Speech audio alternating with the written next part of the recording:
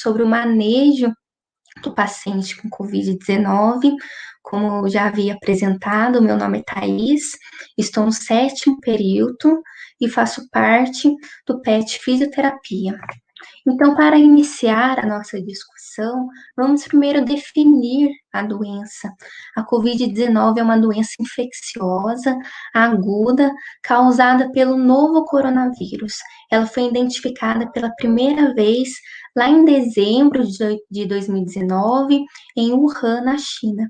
E rapidamente esse vírus se espalhou por todo o mundo, fazendo com que a OMS, em março de 2020, decretasse estado de pandemia. Então, esse vírus se espalhou rapidamente por todo o mundo, como nós podemos observar no mapa. Ele está presente em todos os continentes, especialmente em alguns países asiáticos, a maioria dos países europeus, muitos países também das Américas, e esses países que o mapa retrata com essa cor mais escura, eles são os principais acometidos, tendo todos eles mais de 1 milhão de casos confirmados da doença. No Brasil, infelizmente, ele é um dos principais epicentros do mundo da Covid-19. Até então, quando eu fiz essa pesquisa epidemiológica, o Brasil estava com mais de 15 mil casos confirmados, mais de 400 mil mortes, 15 milhões de casos confirmados, mais de 400 mil mortes confirmadas. Nós podemos observar também no mapa que o Sudeste, a região que nós estamos localizada, ela é uma das principais regiões atingidas aqui no Brasil, tendo uma incidência a cada 100 mil habitantes muito próxima da incidência do Brasil, de forma geral, e também, infelizmente, ela está ultrapassando no índice de mortalidade em relação, comparando ao índice de mortalidade a cada 100 mil habitantes no Brasil, de forma geral. Então, a região Sudeste é uma das principais acometidas também. A Covid-19 é uma doença de amplo espectro de gravidade, o que vai dificultar um pouco no manejo, vai dificultar para as corretas prescrições de condutas, para as corretas também medidas sanitárias, medidas de proteção.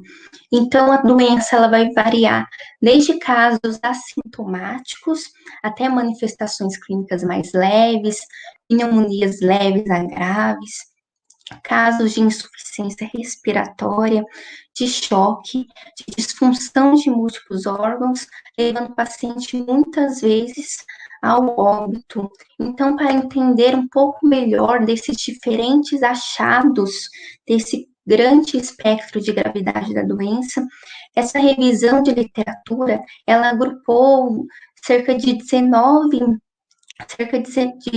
estudos, com mais ou menos 3 mil pacientes analisados, e ela vai relatar os principais achados para entendermos melhor sobre essa doença. A primeira coisa que eu gostaria de destacar é sobre a idade média desses pacientes. É costume, né, popular acreditar que apenas pessoas mais idosas, mais velhas, são acometidos pela doença, mas esse estudo mostra de uma maneira muito clara que a idade média é de 50 anos de idade.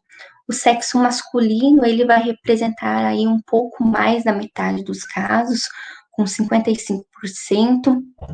Os pacientes que apresentam comorbidades, eles vão representar aí menos da metade dos casos, o que também desmistifica uma grande crença popular de que apenas pacientes com comorbidades vão ser afetados pelo vírus. E as principais comorbidades encontradas foram a hipertensão, a doença cardiovascular e a diabetes. Também falando sobre a gravidade da doença, o número de casos graves, nós temos cerca de 7% dos casos que apresentam síndrome do desconforto respiratório agudo, cerca de 74% precisam de hospitalização e 15% vão ser casos fatais. 20% desses 74% vão necessitar de cuidados intensivos. Falando sobre as manifestações clínicas agora, as principais manifestações encontradas, nós temos a febre, a tosse e a dispneia, mas também outros achados são relatados, achados importantes também, como a mialgia, a fadiga, a expectoração, a dor de garganta, a dor de cabeça e a diarreia. É importante a gente se atentar que nem sempre esses pacientes com Covid-19 vão apresentar uma tosse seca. Muitas vezes também vão ser encontrados, vão ser relatados pacientes com tosses produtivas. Agora vamos falar um pouco sobre os exames de imagem, que é um ponto importante na Covid-19. A primeira questão que eu gostaria de destacar é sobre a inespecificidade dos exames de imagem. O que acontece? Muitos achados, os achados encontrados em pacientes com Covid-19, eles também podem ser encontrados em outras infecções, como influenza, infecções pelo influenza, pode ser encontrados em outros tipos de pneumonia, o que torna os exames de imagem não utilizáveis para o diagnóstico da Covid-19. O diagnóstico da Covid deve ser feito pelo exame de PCR, que é o padrão ouro, mas ele pode ser utilizado para o acompanhamento dos casos, principalmente aqueles casos que necessitam de hospitalização, aqueles casos mais graves. E o segundo ponto que eu gostaria de destacar é sobre a sensibilidade, tanto da radiografia, tanto da tomografia. Para ilustrar melhor isso, esse estudo muito bem feito, ele relatou esse paciente com PCR positivo para a Covid-19, e esses dois tipos de exame foram feitos no mesmo dia. Então, no primeiro, nós temos o raio-x tradicional, as radiografias de tórax, onde nós não vemos nenhuma alteração importante desse pulmão, mostrando uma baixa sensibilidade da radiografia. E aqui embaixo nós vemos uma tomografia computadorizada, ela que é relatada como uma maior sensibilidade, tendo uma maior sensibilidade para os achados da Covid-19.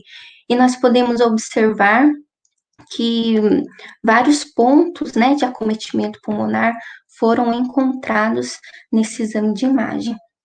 Agora, falando sobre esses principais achados, nós temos o padrão de vidro fosco e as consolidações, que eles são encontrados em quase 100% dos pacientes que realizam os exames de imagem. Nós temos o padrão reticular, que é um padrão um pouco mais tardio, encontrado em cerca de 22% desses pacientes, e o padrão de pavimentação mosaico, que eles são encontrados quando nós temos uma progressão da doença ou um estado de ápice da doença. Agora nós vamos entender melhor o que são cada um desses achados. Primeiramente, vamos no mais frequente, que é o padrão de vidro fosco e as consolidações. A principal diferença entre esses dois achados é que eles geralmente caminham juntos, quase 100% do tempo, eles caminham juntos, sendo que as consolidações são um pouco mais tardias. Então, a principal diferença entre eles é que nas consolidações nós não conseguimos enxergar nenhum vaso subjacente. Então, são essas áreas bem mais esbranquiçadas.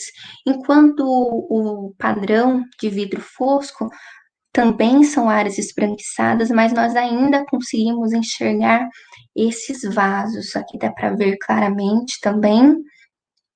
Então, são essas as principais diferenças desses dois achados.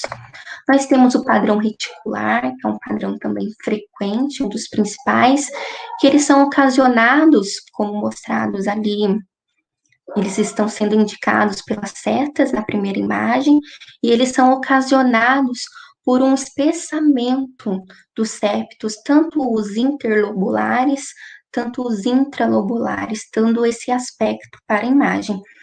Na segunda foto, nós vimos também uma tomografia, onde as pontas das setas estão indicando linhas subpleurais.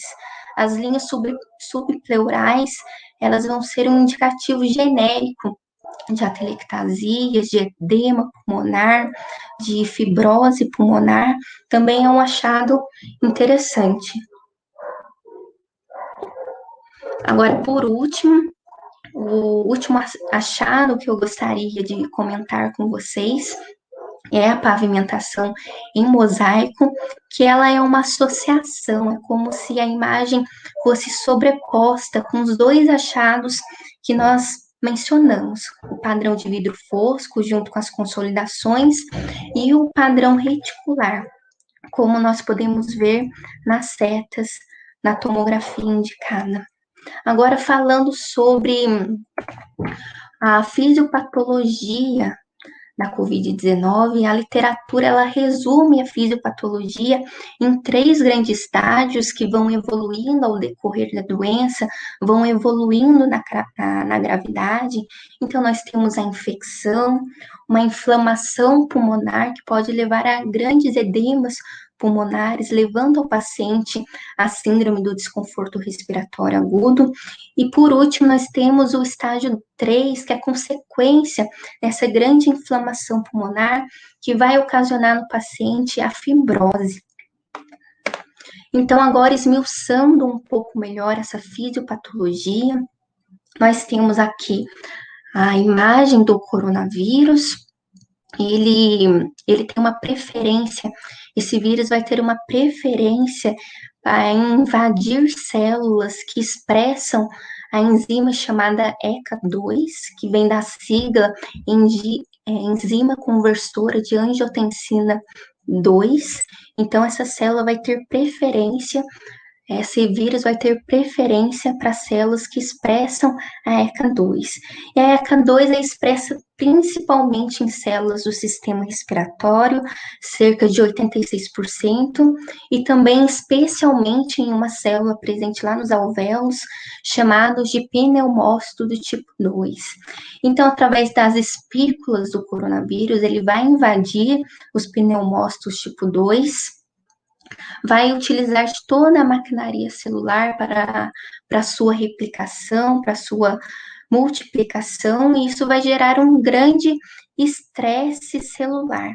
Então, a célula vai secretar citocinas pró-inflamatórias, citocinas a fim de recrutar células do sistema imunológico. Nessa primeira linha de defesa serão recrutados os macrófagos. Posteriormente, os macrófagos também vão secretar citocinas, recrutando então os linfócitos. Então, acontece uma série de repercussão dentro desse alvéolo, com muitas células recrutadas, com muitas citocinas pró-inflamatórias.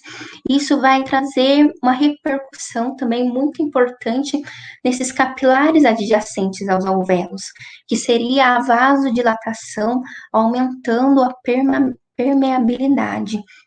Então, líquidos serão extravasados para o interstício, para os alvéolos, causando uma característica muito importante da Covid-19, que é o edema pulmonar. Então, até aqui, nessa descrição da fisiopatologia, provavelmente o paciente vai ter aí uma pneumonia mais leve. Quando o organismo ele tem dificuldade de neutralizar esse vírus, mais citocinas, mais células de defesa são recrutadas, trazendo repercussões ainda maiores dentro desse alvéolo, dentro desse capilar, o que vai dificultar ainda mais as trocas gasosas, porque nós teremos o aumento do edema pulmonar, um edema ainda maior, nós vamos ter células necróticas sendo acumuladas, nós vamos ter um acúmulo de líquido, nós vamos ter proliferação de fibroblastos, a fim de reparar tanto dano celular, e isso tudo vai formando uma barreira e que vai dificultar ainda mais essas trocas gasosas, levando ao paciente a uma dispneia, a um quadro de hipoxemia. O corpo vai tentar reparar também, de algumas maneiras, a hipoxemia, aumentando a frequência cardíaca, aumentando a frequência respiratória. Essas citocinas secretadas, como o interferon alfa, vão ser importantes para o aparecimento da febre, que é um importante indicador de infecção, de inflamação. É importante também a gente destacar que o coronavírus ele vai ter preferências para células que expressam o ECA2, mas não só as células do sistema respiratório expressam o ECA2, mas também células do sistema circulatório, como o coração, células do rim, do intestino, do sistema nervoso central. Então, muitas vezes, quando o vírus consegue atingir esses outros sistemas, nós vamos ter a chamada disfunção dos múltiplos órgãos, nós vamos ter uma infecção dos múltiplos órgãos, levando a um quadro ainda mais grave da doença, levando muitas vezes a sepse e ao óbito desse paciente. Agora vamos falar de um outro ponto muito importante para o entendimento da Covid-19. Há relatos na literatura, há uma descrição de certas hipóteses que dizem que existem diferentes comportamentos pulmonares na Covid-19, que são chamados de fenótipos. Ou seja, explicando melhor o que é isso, os pulmões do doente, de cada doente, pode se comportar de maneiras diferentes, o que é muito importante, por exemplo, na escolha das condutas, principalmente quando nós estamos falando de ventilação mecânica, de oxigenação. Nós vamos seguir uma literatura bastante importante, adotada por um grande centro aqui no Brasil, que vai descrever dois grandes fenótipos. Eles são extremos, mas eles podem se sobrepor. Existem também fenótipos intermediários a esses que nós vamos relatar neste momento. É importante destacar também que há 3 grandes grupos que influenciam esse fenótipo, essas características de comportamento de cada pulmão, que é a gravidade da infecção, as características da pessoa, a sua capacidade prévia cardiopulmonar, a sua capacidade ventilatória frente à hipoxemia, o tempo de doença e o tempo de internação também. Então, vendo o primeiro fenótipo, que é o fenótipo tipo LOL, e posteriormente nós vamos ver o fenótipo tipo HAI. Então, o fenótipo tipo LOL, ele tem esse nome porque ele apresenta um pulmão com uma baixa elastância, ele também vai ter uma baixa relação VQ, vai ter um baixo peso pulmonar. Por que um baixo peso pulmonar? Ele é um pulmão, como nós podemos observar no exame de imagem, que ele vai ter pouco edema, e é justamente o edema que vai uma das causas de aumento do peso pulmonar. Então, como consequência, ele vai ter um peso muito próximo de um pulmão normal. Ele tem baixo recrutamento alveolar, porque é um pulmão que também nós podemos observar no exame, que ele tem poucas atelectasias, ele tem poucos colapsamentos alveolares. A complacência também, como consequência de tudo isso, vai ser muito próxima do normal. E algumas literaturas dizem que esse pulmão pode sim ter respostas positivas a intervenções não invasivas. Então, esse é o extremo inferior desses fenótipos que nós estamos estudando. E agora, vamos é, vamos estudar um pouco, falar um pouco sobre o fenótipo tipo Rai, que ele tem uma elastância alta, por isso do nome. Ele tem uma complacência diminuída, ele tem um peso pulmonar muito alto, porque nós podemos perceber que ele tem muito edema, muito líquido acumulado, muitas atelectasias, muitos colapamentos, um grande acometimento pulmonar. Isso também vai resultar numa alta capacidade de recrutamento alveolar e também por essa diminuição na ventilação, nós vamos ter chantes importantes. Agora, falando um pouco sobre as condutas em si, é importante destacar que a equipe multidisciplinar vai ser muito importante para o atendimento integral desse paciente, com enfermeiros, médicos, fonoaudiólogos, farmacêuticos, psicólogos, nutricionistas. E nessa apresentação nós vamos destacar o papel do fisioterapeuta. Antes disso, eu gostaria de comentar com vocês sobre a importância, o uso das EPIs. Então, para relembrar, é imprescindível que os profissionais da saúde usem máscaras, a depender aí do procedimento, das diretrizes a serem seguidas, a máscara cirúrgica ou a N95, a utilização de óculos, de escudo facial, de capote, gorro, luvas, tomar cuidado com os funcionários com barba, que isso pode diminuir a aderência da máscara.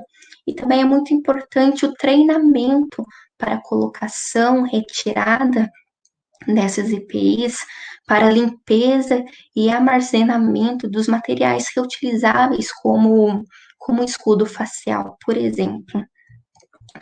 Agora, falando sobre o tratamento fisioterapêutico, especificamente, vamos dividir essa apresentação nas condutas que podem ser realizadas em casos leves, moderados, graves e críticos.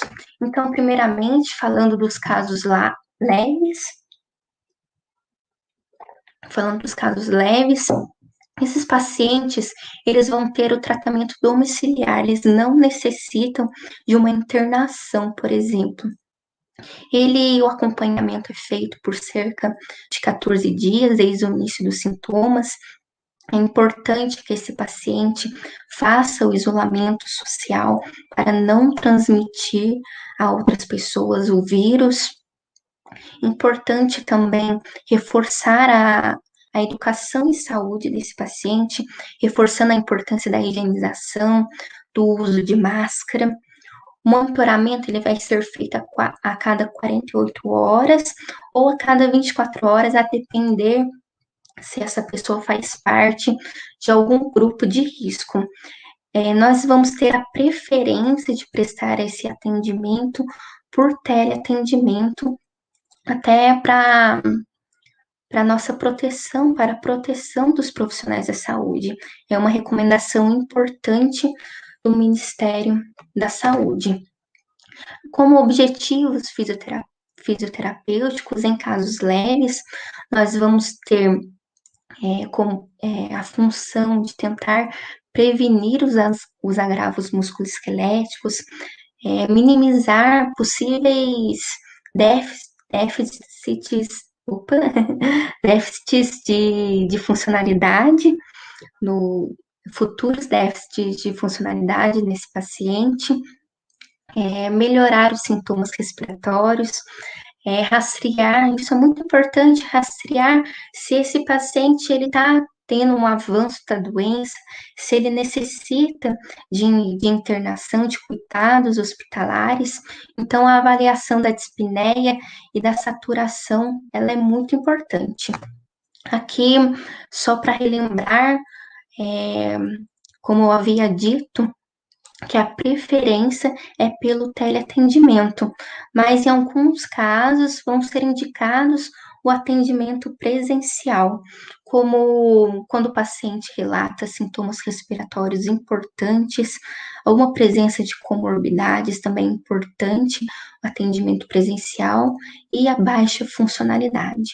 Então, em relação à fisioterapia respiratória, para esses casos leves, nós vamos ter em casos de paciente com tosse produtiva e com dificuldade de expectoração, nós podemos utilizar esses exercícios respiratórios como o ciclo ativo da respiração.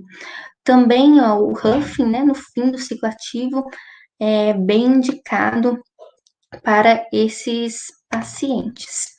Falando um pouco sobre a parte motora, que quase não é comentada, nesses pacientes com casos leves, com a doença na forma leve, nós não podemos indicar os exercícios terapêuticos em casos de febre, por exemplo, ou sintomas que estão sendo agravados, mas nós podemos indicar para que o paciente equilibre o repouso com os exercícios terapêuticos, que ele mantenha uma certa funcionalidade, respeitando o seu isolamento social, respeitando os seus limites. Então, é importante destacar que a dispneia ela não pode ultrapassar de 3 na escala de Borg ao prescrever esses exercícios, que podem ser feitos de várias maneiras, exercícios aeróbicos, exercícios de força, equilíbrio e também alongamentos. Agora, falando sobre os casos moderados, o Ministério da Saúde vai relatar que os casos moderados são aqueles que precisam de internação, mas sem indicação para UTI. Geralmente são pessoas de grupo de risco. É importante também reforçar a educação em saúde em relação à higienização e o uso de máscara. Nós podemos utilizar, conforme a necessidade desse paciente, a oxigenoterapia, que daqui a pouco eu vou detalhar um pouco mais para vocês. Os exercícios, mais uma vez, eles não podem ultrapassar na escala de Borg o valor de 3, e o critério para alta hospitalar é a ausência de febre e dispneia por pelo menos 48 horas.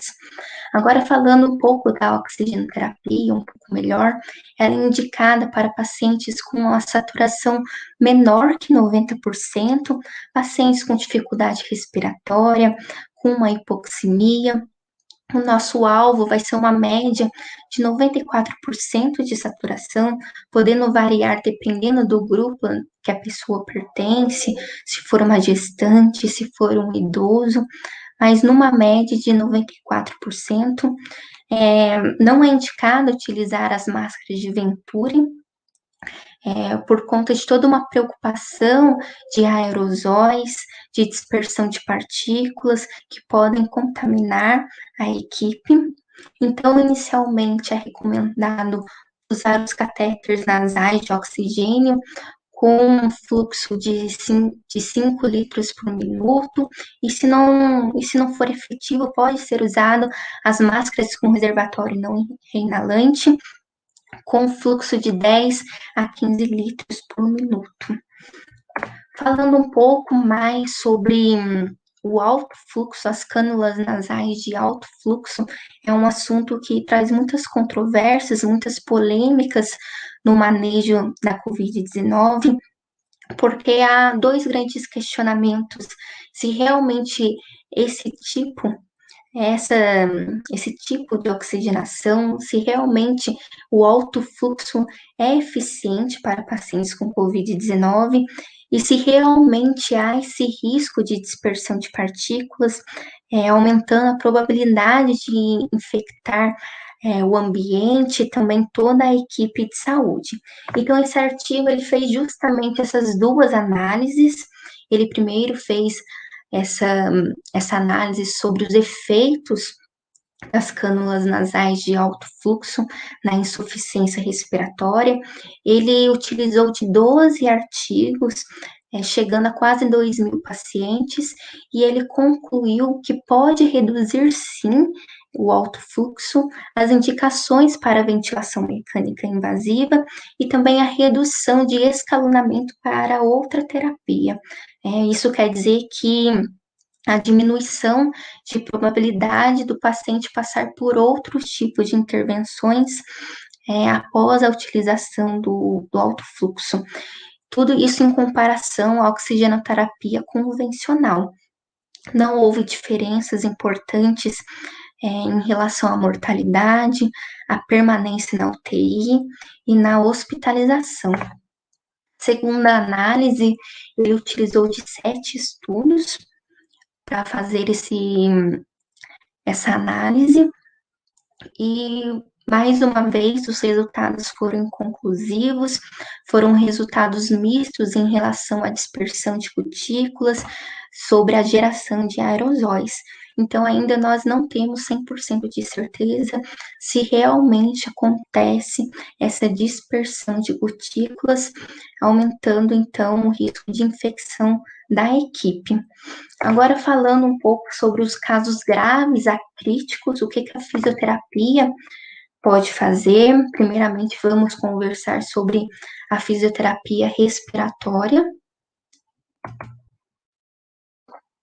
Em casos onde há falha da oxigenoterapia, é indicado os cuidados intensivos e ele precisa obedecer esses critérios, onde há pacientes com instabilidade hemodinâmica, pacientes com insuficiência respiratória com necessidade de ventilação mecânica invasiva ou não invasiva.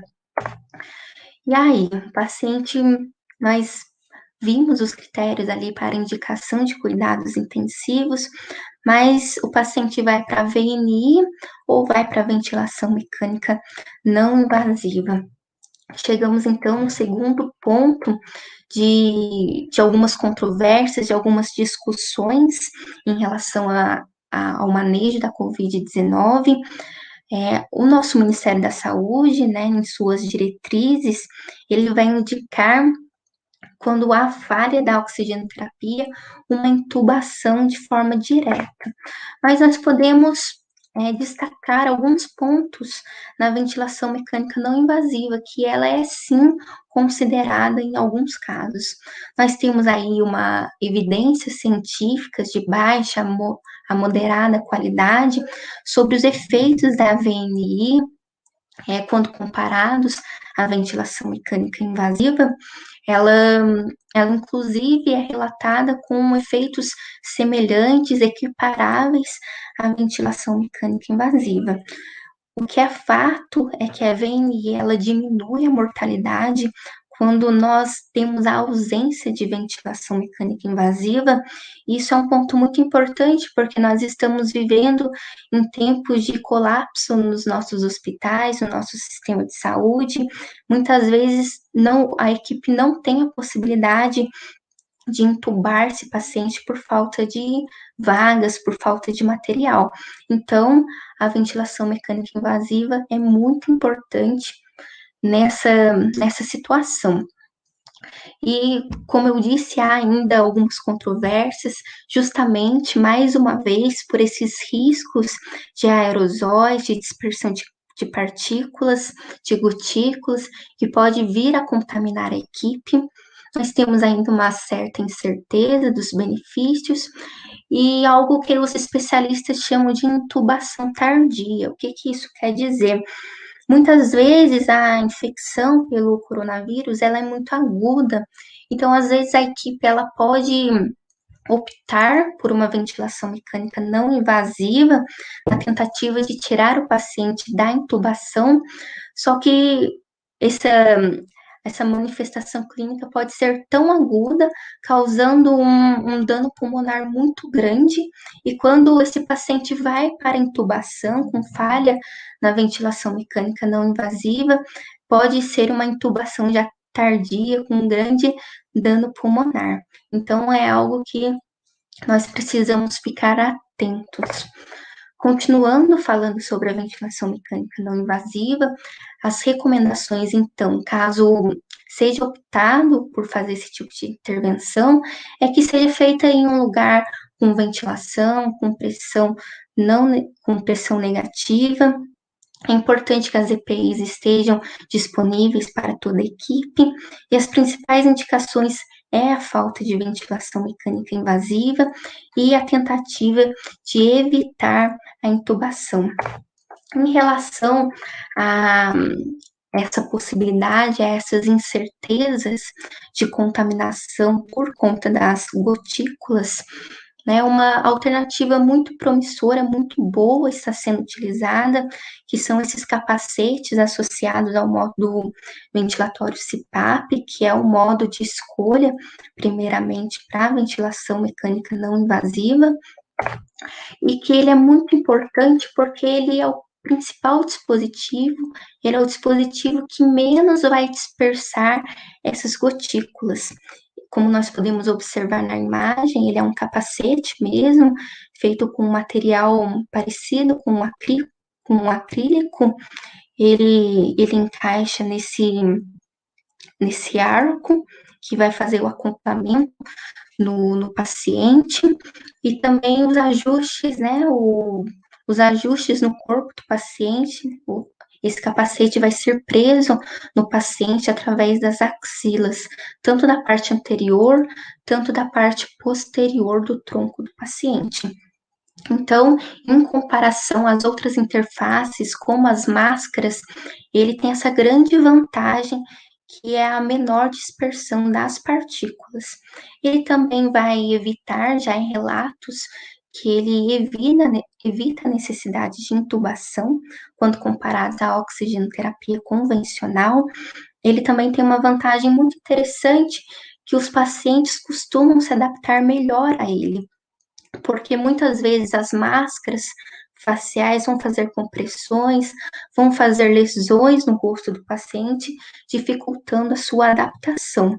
Também nós temos vantagens fisiológicas, como um maior recrutamento alveolar, como consequência, uma diminuição do shunt, e também um menor esforço inspiratório, fazendo com que esse diafragma se contraia com menos vigor, evitando então as fadigas. Falando agora sobre a ventilação mecânica invasiva, quando a falha da ventilação mecânica invasiva, são feitas uma série de testes para relatar se realmente houve essa falha, se o paciente está adaptado à ventilação mecânica invasiva, não invasiva, e quando há falhas desses testes, então o paciente ele é intubado. Ele pode ser ventilado tanto nos modos ventilatórios PCV ou VCV. O volume corrente, ele é medido pela fórmula de 6 ml vezes por quilo do peso predito. Isso é muito importante porque quando ultrapassa 6 ml por quilo de peso predito, é inclusive um indicativo de mortalidade para esse paciente. A pressão de platô, ela deve ser maior que 30 centímetros de água, pressão de distensão maior que 15 centímetros de água, frequência respiratória entre 20 e 24 RPM, a saturação em uma média de 90 a 96%, muito difícil chegar a 96%, geralmente esse paciente vai fazer 92, 94%. A PIP também é causa de grandes discussões dentro do manejo do paciente com Covid-19. Geralmente, esses pacientes vão responder bem em uma janela de 10 a 18 centímetros por água. Há um tabelamento para a escolha dessa PIP em relação à fração expiratória de oxigênio, e é importante a gente resgatar aquele conhecimento sobre os fenótipos high e low, porque há literatura que diz que os fenótipos tipo low necessitam de um PIP menor, não é necessário uma PIP tão alta para o manejo desses pacientes. Agora, já o perfil high, que é um pulmão muito mais acometido, geralmente eles vão responder, eles necessitam de uma PIP mais alta. Falando agora sobre algumas observações importantes de ventilação mecânica invasiva, o recrutamento alveolar, essa manobra que nós podemos utilizar, ela é mais indicada para o fenótipo tipo high, isso porque ele tem essa maior capacidade de recrutamento alveolar, ele vai ter uma melhor indicação por causa dos inúmeros colapamentos, por causa das atelectasias, as aspirações sempre feitas em circuito fechado por conta das contaminações. A posição prona, ela vai ser muito importante para uma melhor oxigenação desse paciente, não só na ventilação mecânica invasiva, mas também na invasiva, e daqui a pouco a gente vai comentar um pouco melhor sobre a posição prona.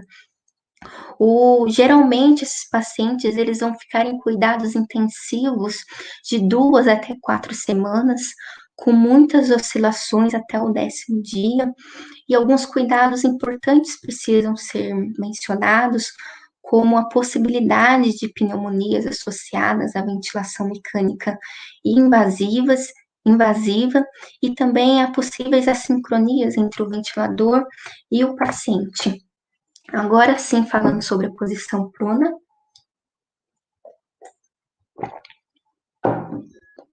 Nós temos nessa posição uma melhor combinação ventilação-perfusão, nós vamos ter uma melhor oxigenação, uma oxigenação mais uniforme nesse pulmão, e como consequência, uma redução da mortalidade.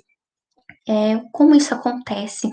Com a mudança de posição, muitas forças que agem no pulmão, elas são modificadas de uma maneira mais favorável, tanto para a ventilação, tanto para a perfusão, essas forças é a própria gravidade, a complacência pulmonar, a complacência da caixa torácica também. Então, essas forças atuando sobre o pulmão vão ser modificadas de uma maneira mais favorável, então melhorando a oxigenação, a perfusão, tornando elas mais homogêneas e, como consequência, tendo uma melhor relação VQ. Esse exame, esse estudo também muito interessante, ele ilustra muito bem essa melhor oxigenação mais uniforme, essa perfusão mais uniforme, através desses exames de imagem. Nós podemos, esse paciente, ele foi diagnosticado com Covid-19, então, primeiramente, foram feitos exames de imagem com ele na posição supina, e após 1 hora na posição pronada, foram feitos novamente esses exames de imagem. Então, nós podemos ver de uma maneira muito clara como a oxigenação se torna mais homogênea, como a perfusão de uma maneira menos significativa que a ventilação, mas mesmo assim muito importante essa diferença na homogeneidade e a relação VQ se tornando bem proporcional, com uma melhor combinação possível. Agora, alguns pontos importantes sobre a posição prona. Nós temos indicação para pacientes com síndrome do desconforto respiratório agudo, pacientes que estão usando da ventilação mecânica invasiva ou não invasiva. Alguns estudos já estão relatando a utilização de pacientes com oxigenoterapia. A posição prona, ela também é muito importante, porque muitas vezes ela impede que a equipe coloque no ventilador uma pressão muito alta, que nós sabemos que uma pressão alta com o objetivo de melhorar essa ventilação no paciente, ela pode causar barotraumas, ela pode causar uma hiperdistensão alveolar, trazendo consequências muito negativas para o paciente por causa da ventilação mecânica invasiva. Então, a posição prona, ela também vai ser importante por isso. A única contraindicação absoluta são as fraturas estáveis na coluna vertebral. Falando um pouco mais da posição prona, ela é indicada se o paciente tiver a relação PaO2 sobre FiO2 menor que 150, Cada ciclo na posição prona, ela vai ter no mínimo 16 horas, e se esse paciente não aumentar essa relação, não ficar maior que 150, a equipe vai discutir se é necessário um novo ciclo de posição prona, se é necessário ajustar o ventilador. É importante também que seja uma equipe treinada para executar essa manobra. É uma manobra bastante importante. É uma equipe extensa de 4 a 5 profissionais. O mais experiente fica na cabeceira, garantindo a fixação do tubo. Então, o paciente ele é fixado, estabilizado por lençóis, são colocados coxins em seu quadril, em seu ombro, para evitar pressões. Então, primeiro a equipe desloca o paciente para a lateral da maca, é feita uma rotação no próprio eixo do paciente. Agora eles estão trocando de mão e vão posicionar o paciente em pronação, na posição prona. Uma série de cuidados precisam ser feitos a fim de evitar complicações. É importante que a equipe seja bem treinada para fazer essa manobra. Agora, falando sobre a fisioterapia motora, sobre esses pacientes críticos e graves, eu não vou me aprofundar na mobilização precoce, a Petina Renata ilustrou muito bem essa intervenção ontem no nosso ciclo de seminários. Quem tiver interesse de assistir novamente a palestra, ela está salva no nosso canal. Então, quais são os principais benefícios da mobilização precoce? Ela reduz os efeitos deletérios da doença, mas não só da doença, mas também previne os efeitos da sedação, do imobilismo, do repouso no leito. Ela, inclusive, vai atuar para uma alta hospitalar mais rápida, ela vai melhorar a funcionalidade, vai levar a melhores desfechos clínicos também. Agora, por fim, vamos falar sobre o desmame. O desmame, ele, no paciente com Covid-19, ele é muito parecido com o desmame feito em qualquer outra doença que nós já estamos acostumados. Então, é importante para considerar esse desmame que o paciente esteja com um nível de consciência adequado, com uma oxigenação adequada, com uma estabilidade hemodinâmica, a ausência de secreções excessivas e uma proteção das vias aéreas. É importante não apresentar nem suspeitar de edemas das vias aéreas. Então, é feito o teste de respiração espontânea, TRE, sempre com o ventilador ligado. Não é indicado utilizar o tubo T, por exemplo, para fazer o teste do desmame. Nós vamos utilizar a ventilação com suporte pressórico e nós vamos observar esses sinais de intolerância, como o desconforto respiratório, o esforço respiratório, uma frequência respiratória elevada, diminuição da saturação, aumento da frequência cardíaca, aumento da pressão arterial, bem como a perda de consciência, agitações, sonoreses. Feito esse teste TRE conforme o protocolo, a extubação pode ser seguida. Nós temos também as sequelas da Covid-19. Eu não vou me aprofundar nesse assunto, que é tema para um outro seminário, mas nós vamos ter repercussões nos mais diversos sistemas do nosso corpo, especialmente se o vírus acometer algum outro sistema, como nós já discutimos no início da apresentação.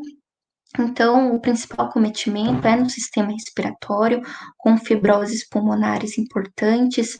Nós também vamos ter repercussões cardiovasculares, com arritmias, miocardite, entre outras.